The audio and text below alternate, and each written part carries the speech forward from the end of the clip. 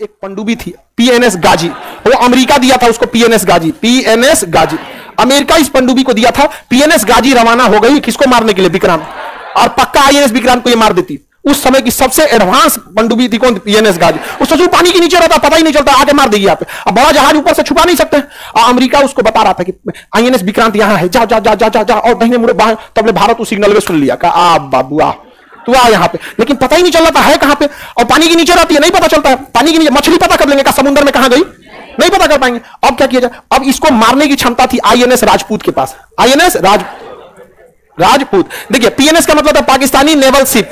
जैसे बिहार की गाड़ी के आगे बीआर लिखा होता है, यूपी के आगे यूपी लिखा होता है, वैसे नौसेना के आगे आईएनएस लिखा होता है, इंडियन नेवल शिप राजपूत। क्या था? राजपूत।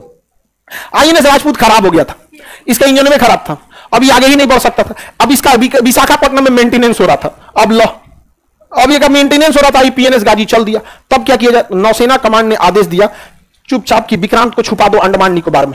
तो विक्रांत को अंडमान निकोबार में ले जाके लगा दिया।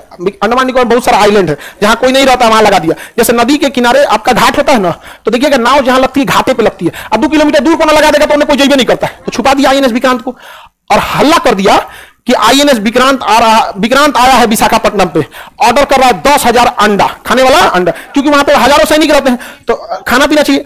अंडा चाहिए, सेब चाहिए, फल चाहिए, घी चाहिए, दूध चाहिए, मार ऑर्डर पे ऑर्डर कर रहा है। विशाखापट्टनम पे हर दुकानदार के ऊपर हड़कंप मच गया। अरे भाई चाहिए 20 कुंटल गेहूं चाहिए, 100 कुंटल अनाज चाहिए, ये चाहिए। कहा है? अरे नेवी का विक्रांत आ रहा है, विक्रांत आ रहा है, विक्रांत आ रहा है। अब पाकिस्तानी जासूस भारत में भी घूमते रहते हैं, कह रहा है पाकिस्तान में फोन करा, सुन रहे हैं विक्रांत विशाखापट्टनम आ रहा है।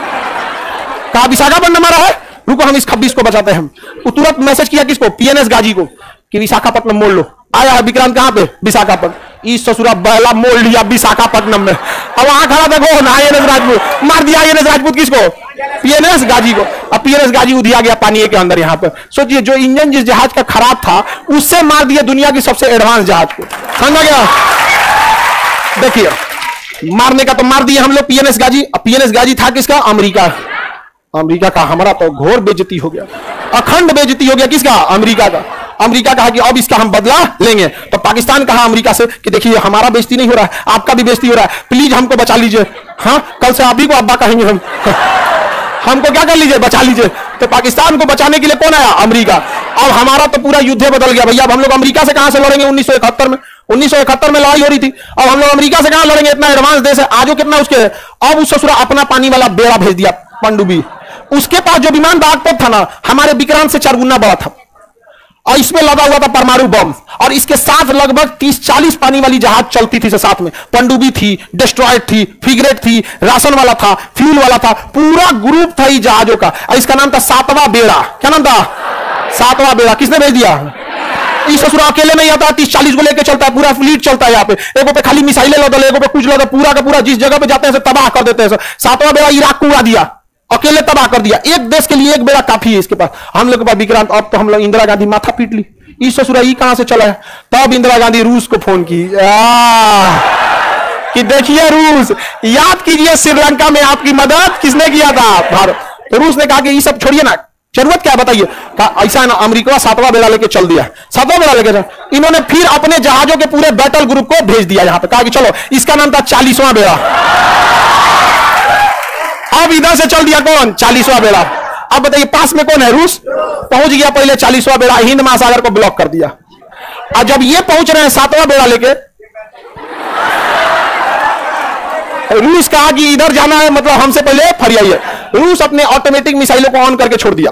आप उसके रेंज में आइएगा, मार देगा आपको अपने से। और उस समय रूस बहुत शक्तिशाली था, अमेरिका को भागना पड़ा। अमेरिका ब्रिटेन को भी लेके आया था, और फ्रांस को, सबको लेके आया था यहाँ पे। ब्रिटेन का we are to late, T-O-O-2, ये निगेटिव सेंस में लिया जाता है इसको। वी आर टू लेट, हम लोग बहुत देर हो गए।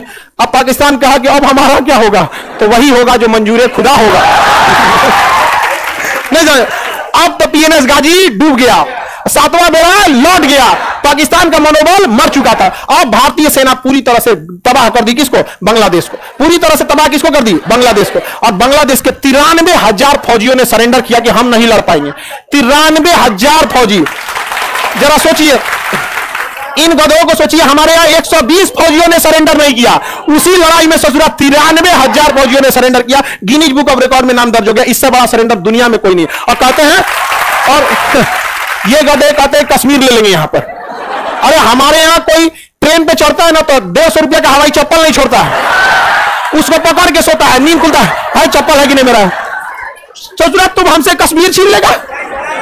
हम लोग यहाँ साबुन खत्म हो जाता है तो मोड़ के फिर लगाते हैं लोग, और दीवार पे साट देते हैं, हाथ मारेंगे, हमसे कश्मीर छीनेगा।